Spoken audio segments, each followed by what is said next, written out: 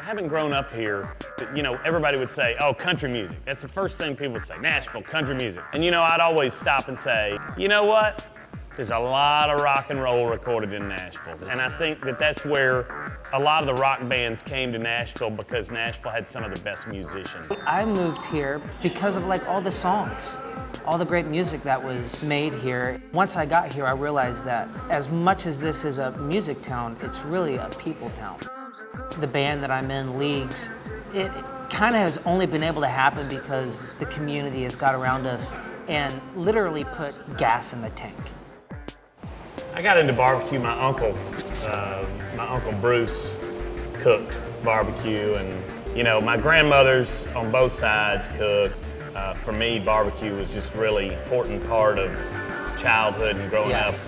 I think probably for me, food is so important because I'm a pleaser, so I like to make people happy and I like to make people have fun. And I think for me, the easiest vehicle is food. Songs and sauces, right? They're kind of the same. There's a recipe to both. Yeah, you know, and I love sauces, so it's like, we'll see what happens here. Yeah. I think what makes Nashville interesting as far as a food town is how many great cooks there are in homes. Yeah.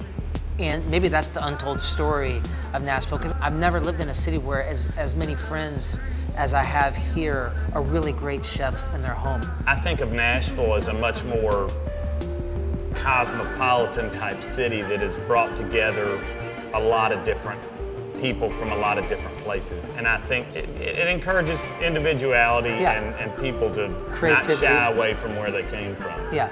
And I think true Nashvillians embrace that. I'm Andy Muma. I own Barista Parlor, and I've lived in Nashville for 16 years.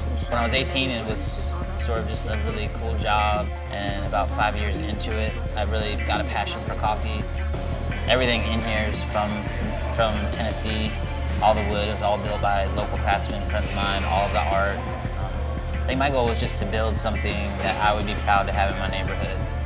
We really have a pretty vibrant, progressive food and music culture going on.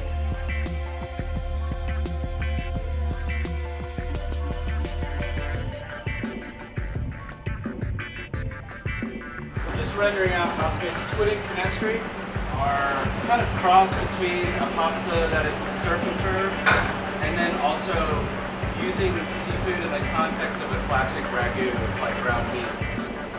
The noodles are made in-house. We have a pasta extruder.